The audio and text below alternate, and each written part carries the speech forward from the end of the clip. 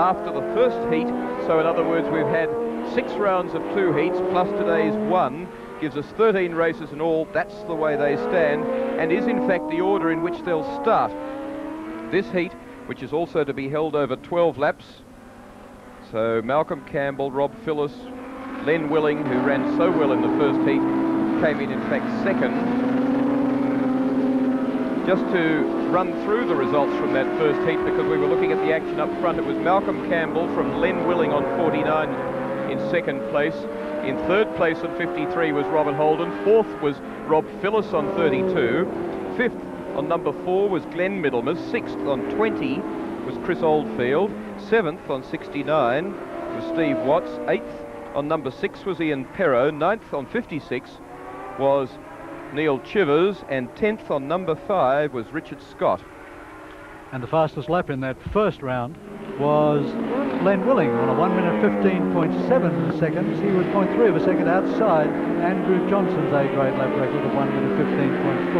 And 4/10 outside Malcolm Campbell's Superbike record of 15.3.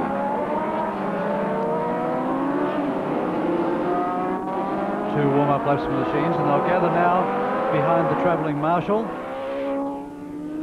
to be gridded, and once they're gridded they'll be in the hands of the starter and away within 10 seconds. Neil Chivers there on 56, one of the standard Suzukis, similar to Holden and Robbie Phillis's bike, but stock standard without the race kit that gives it another 30 horsepower. So he still, as it's sold for the road for $5,600, has 100 horsepower on tap out of just 750 cc's. Quite amazing machinery. These two 750 machines, the GSX 750R Suzuki and the FZ 750 Yamaha, are two of the most technically advanced machines in motoring today. I say not motorcycling, but motoring. The Yamaha 5 valves per cylinder, 3 inlet and 2 exhaust, has 98 horsepower. The Suzuki is a little bit more powerful, but a little bit more peaky in road form. It looks absolutely like a race bike as you get it registered. A wild looking machine with a big single muffler on one side, a race type filler on the tank, super lightweight, quite remarkable machines. Lining up now, 12 laps. And the field on the grid now for leg 2, round 7 of the Western Underwriters Superbike Series at Oran Park, in the hands of the starter. On pole position is Malcolm Campbell, Honda VF 1000F. Third position, Len Willing, and Len Willing makes a false start and they'll send him back. Will they ever? Well, he did the right thing, and that was clearing right out, because if he'd balked and stopped a metre or so out, he could have been penalised. And they're away, and it's a clean start. It's a good one, and it's Len Willing up in the air, but going with him too is Perrow on 6. Charging out at the front also is Chris Oldfield. Here comes Campbell inside, coming through like a steam train. Len Willing goes into third place, and how do they all fit in? Robbie Phillis is in there too on 32. Charging round the outside on 69 is Steve Watts. So it's Malcolm Campbell, Len Willing, Chris Oldfield on the inside, Rob Phillis, then Glenn Middlemas.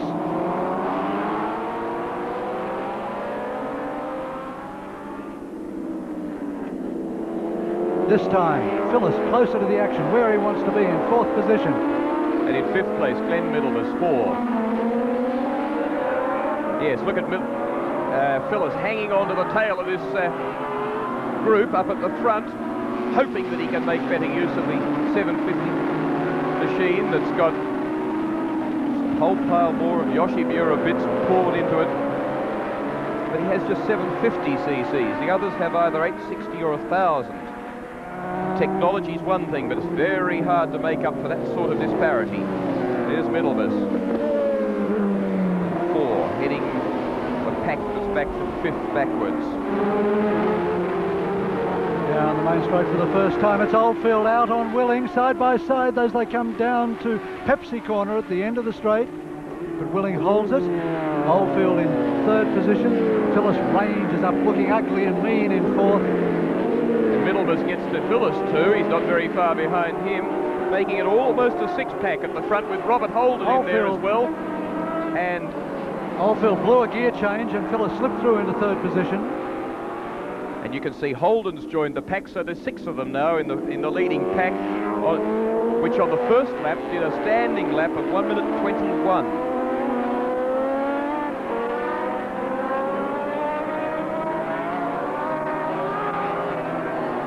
But Campbell looking comfortable, moving away a bit from Willing, and really the fight is among those for placings. It's very hard to see how Phyllis on 32 or what Oldfield on 20 can do anything about it. And that was Phyllis who very nearly threw the bike away across the top of the dog leg, and it was only Phyllis's brilliance that brought it back. Oh, and Oldfield's gone. Oh, that's a hard one. He's all right. He kept moving. The bike ran into him. It's torn his visor loose, but he's okay. He's going to have a stiff neck tomorrow morning, though. That is a bit sick and sore, but happily he kept moving, and the bike didn't stop him. Chris, look how he tried to stay with it. Let's have a look at it. It's Chris Oldfield in 4th place chasing Robbie Phyllis. We've just seen Phyllis get sideways on the dog leg into Castrol Bend, coming onto the straight.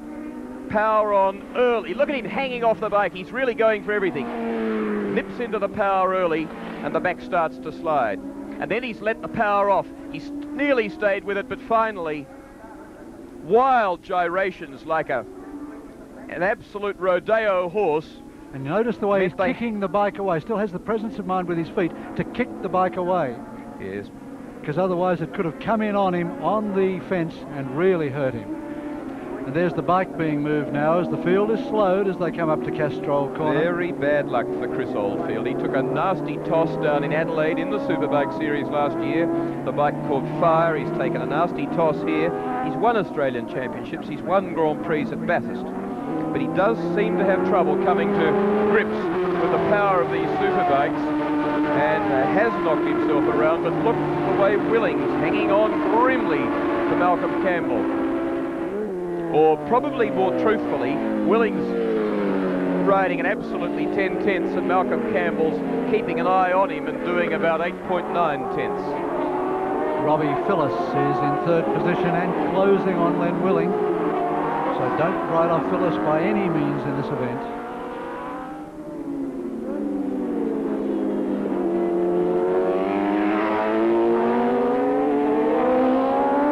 There you can see the curly blonde hair of one of the marshals attending. He's got similar hair, Chris Oldfield, as you can see it down there now too. Yes, he's sitting up, which is good. And here's the leader, Malcolm Campbell. Englishman who's been settled in Australia for some while. 9 wins in the Western Underwriters Superbike Series in 1985 for Malcolm Campbell, and heading for his 10th. And again, he too getting very light in the front end, over the dog leg and up into Castrol Corner. But look how he's in the flow of it and the exaltation of it, and he's happy with it. And to Malcolm Campbell, it's just a bit of the exuberance at this stage.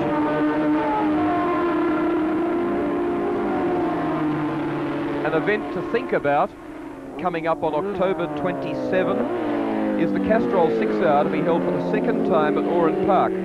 We're going to see probably a new generation GPZ 1000 Kawasaki. We're going to see both the GSX 750R Suzuki, which in those conditions is an outright race winner potentially, the RGB Suzuki 500 Gamma, which may also be fast enough to be a potential winner, the FZ Yamaha. There's Chris Oldfield. He's up and walking. And what joy that is for a lot of his fans here today. That was a big frame. It was indeed. And we'll have a new VF1000R Honda with Wayne Gardner coming back for Billy Hill and Mentor Motorcycles. It's shaping as a tremendous race. The Castrol 6 Hour race for standard production race motors or road motorcycles here at Oran Park in late October, the last weekend. Do put it on your calendar. 2nd place, Len Willing.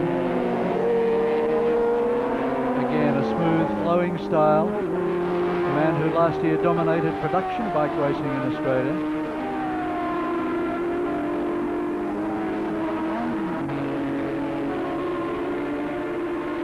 In front of him is Mal Campbell.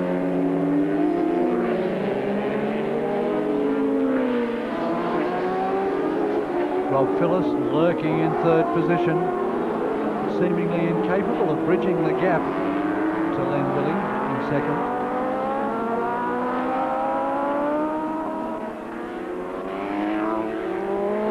I wouldn't have believed that between the 250 race, the 350 and 500 race and the superbikes that we wouldn't have seen Michael Dowson featuring today. Well, Dowson had a fall back at the on bridge on Thursday. while still on his Tasmanian suspension, and he's been detuned this weekend. And he's also concentrating his mind very much on the RZ Yamaha 350 final race, from which 2 riders will be selected to go from here to the grand final in Holland on August 18. The style of Robbie Phillips, still neat, still smooth, still aggressive, but in third position. Rob Phillips somewhat backed by Peter Brock's Holden dealer team, and I remember back in the early 70s the dealer team coined a phrase, when you're hot, and when you're not, you're not, and at the moment Robbie's feeling the latter end of that phrase.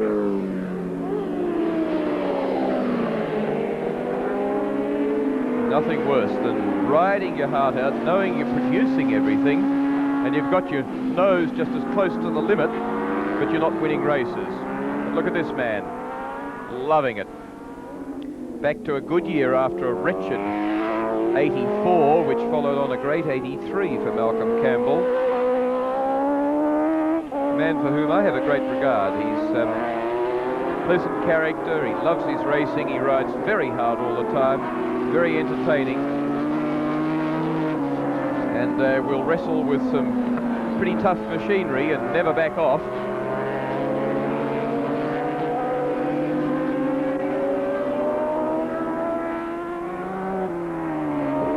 Campbell already half off the bike in preparation for Castrol Corner. Oil flags out there, so the riders have to go wide to miss the oil that's been dropped by the Oldfield crash. We have to say, I think, that if Campbell wins the Western Underwriters Superbike Series, which he virtually now has, then it's a title that he well deserves and has earned, and also one which Honda certainly has put an enormous effort into winning. Some might say that they've put so much money and so many machines and so many riders into it over the years, well then perhaps they haven't earned it as well as somebody like Robbie Phillips' Mick Hone team that's done it on a very small budget, and who back in a few years ago had Mick Cole riding for them as well for one season.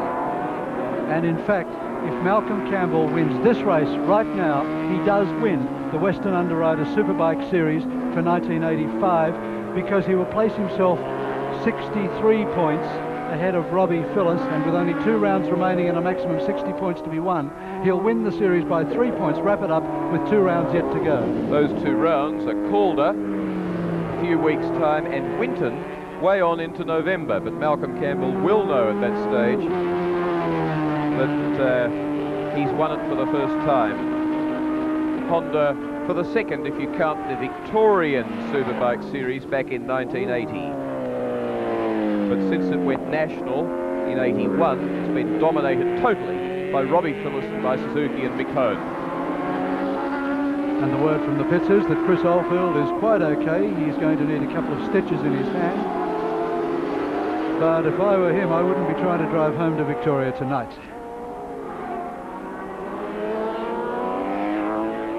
Quite a few people have been bunged up this weekend, not necessarily today or yesterday, but in practices during the week, unfortunately. The new circuit, the newly surfaced circuit, really proving difficult for the motorcyclists to learn. It has really increased the pace at which these motorcycles approach corners. For example, right here, Yamaha corner, is now 1 gear higher on the way down towards it, and you actually have to brake and get back off the bike much more than you used to do, because your approach speed is far faster, and it's taking quite a number of the riders a long time to learn the new circuit. Here's Rob Phillips, one man who learns his tracks very quickly. Rode in the Suzuka 8 Hour the weekend before last and came 9th in a race won by Wayne Gardner. And in third place was Graham Crosby in yet another comeback ride. And Wayne Gardner was shrewd in a sense, winning that race. I mean, he was greatly helped by Kenny Roberts having machine trouble after leading for 5 odd hours. But Gardner gave Honda a victory on their new, and Robert Holden's up onto Phyllis. He's in 4th place, but threatening Phyllis's 3rd place. And in behind him, too, is Keith Greentree, who's been lapped. But over at Suzuka, a couple of weeks ago, Gardner gave Honda's 750 its first win against the high-tech machines from Yamaha and from Suzuki, and Honda would be delighted with that, and in fact have rewarded him this weekend with almost the same V4 Grand Prix 500 bike as being used by the world champion Freddie Spencer. Sorry, not the world champion, the previous world champion and the world championship leader this year, deposed last year by Eddie Lawson on Yamaha. And Gardner really has the machinery now to put in a blinding ride. But look at a blinding ride at Robert Holden threatening Robbie Phillis, as of course he did in the first heat. And here he comes where he up finished alongside in front Robbie. of him. Side by side down the straight, and Robert Holden takes over 3rd position after pursuing Robbie Phillis for several laps and catching him seemingly unawares. And look at the eyes of Robbie Phillis. There is real aggression there, and he's not happy about being passed. Yes, I think you'd call him laser eyes.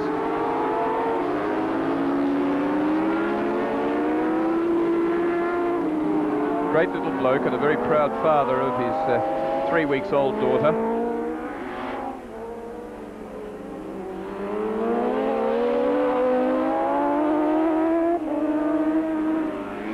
Two laps remaining as they come up over the bridge. It was back in '83 that Honda signed Malcolm Campbell to join up with Andrew Johnson in the Honda team on 2 of the VF 860R Hondas that they had that year.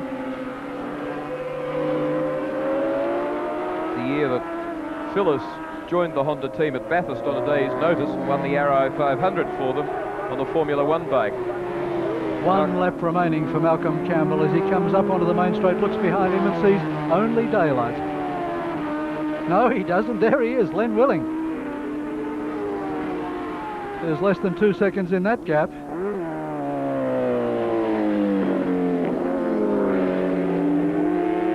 Campbell's doing it well within himself.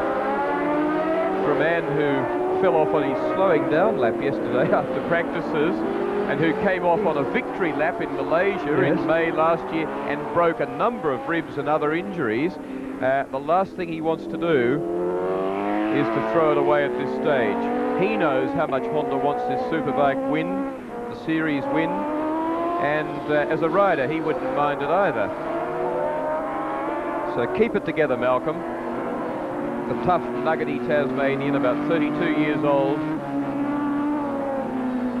over the front of his Honda 500 V3 at the last round of the Swan Series last year at Surfers. It sounds as though he gets into too much trouble. I don't think he does. He just rides very hard and he knows the risks. But on this occasion he's coming to victory. 2 heats, 2 wins in the 7th round of the Western Underwriters Superbike Series for Malcolm Campbell. From in 2nd place, Len Willing on the GPZ 900 Kawasaki. Then in 3rd position, Robert Holden, then Rob Phillis in 4th place. And for the first year in 5, Rob Phillis does not win the Western Underwriters Superbike Series. Malcolm Campbell's race time, 15 minutes 20 seconds, an average speed of 122 kilometres an hour. And there you have them. 1st place 3, 2nd place 49, 3rd 53. Let's have a look again at poor Chris Oldfield. He was 6th in the first heat. He was arguing here over 4th place with Robbie Phillis.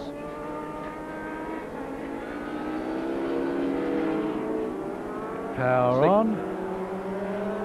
Tail starts to slide. He gets the power off. It tries to high side him. He comes back. He fights the bike. But about there it was all over.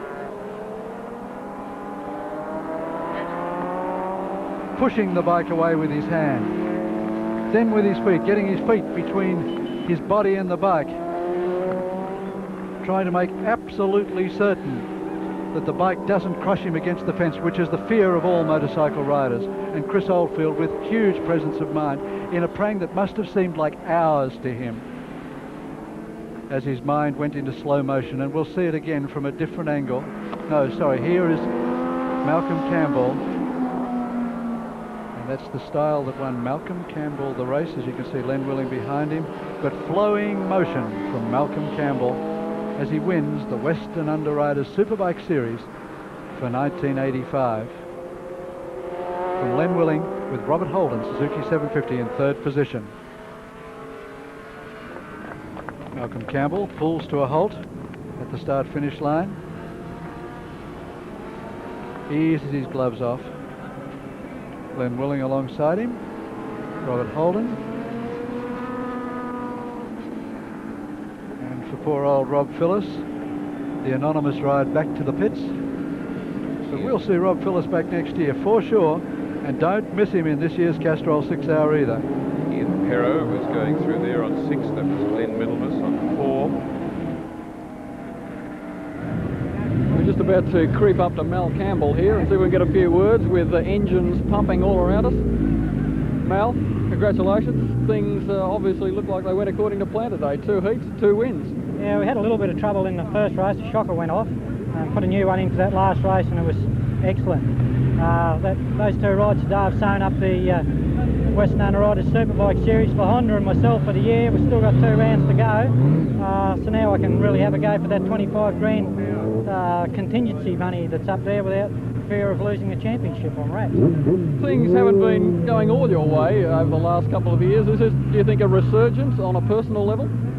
Oh, I put a fair bit of thought into it early in the year about what I was going to do this year and how I was going to approach racing. It seems to be paying off. I'm having a good run. The bikes are excellent also, you know. I can't falter what the mechanics and Honda have given me to ride. It's superb. Now, yesterday, you threw the bike away in practice. Was that serious? Does something like that affect you the next day when you come out and race? First of all, on the damage side of things. Well, it didn't damage the bike too much. It probably upset that shock absorber for the first race, actually, because we didn't get another chance to try it. But myself, no, it doesn't upset me as long as I don't hurt myself. And that was one of my thoughts for this year, to practice harder than what I'm going to race, and then I know exactly where I am with suspension settings and everything. And so maybe I might have 1 or 2 fall-offs in practice, but I sure won't in the races. What's to the future for you? Well, now we look towards the Castrol 6 Hour. It'll be a good one coming up, and also the Swan Series at the end of the year, the International Series. So all being well, we'll be running there somewhere too. And of course we've got Wayne Gardner overseas representing Australia in fine style in the Grand Prix. Are you conscious of that? Is it good to see the flag being flown overseas in big races like that? Oh, definitely. It's really pleasing to see how Wayne's going. I think he's got a big chance and a big future in front of him. He's had good opportunities and he's used them to the full. Full marks for him. He's used his brain really well. Now, what about the bikes? You're on the big superbike at the moment. Today we've seen a lot of interesting racing in the 500cc, but the 250cc's seem to be catching up a little bit. Can you explain that for us? Yeah, the Grand Prix racing is a very competitive class in Australia at the moment. Basically, cost-wise, 500 Grand Prix bikes cost a lot of money to run, and there's interest factory-wise throughout Europe and that, which are producing these fine bikes that they're riding, and some really good gear about. No temptation for you to go down? You still like the surge of power of the big bike? The competition looks too hot in that 250 class for me. Well, congratulations, well done. We look forward to seeing you in the Castrol 6 Hour and in future. We'll let you go collect the goodies now from the Western Underwriters. Good, thanks a lot. Mal Campbell. Well, that's it from Oran Park today. We've seen some tremendous racing on behalf of Jeff Sale, first of all in the 250cc class, and then he went on and won again in the 350cc class. Some spirited racing there indeed. And Jeff Sale, unfortunately, though, dropped out of the 500cc class just when he looked as though he was going to pose a threat. And we saw that domination from Steve Trinter, the Victorian, who over the last few years he's had a lot of injuries, but he's come out clean and won beautifully today in that 500cc class. And wasn't he a happy man after we saw the finish of that race? And the 500cc going to Steve Trinter. And then, to cap it all off, Mal Campbell, a heat winner in Heat 1 of the Western Underwriters Round 7, and then he sealed the series with a magnificent win in Heat 2. We saw some action too. One rider threw it away there, but not Mal Campbell. A terrific performance, and we hope to see more big things from Mal. On the behalf of John Smales and Will Hagan, Peter Wilkins for ABC Sport.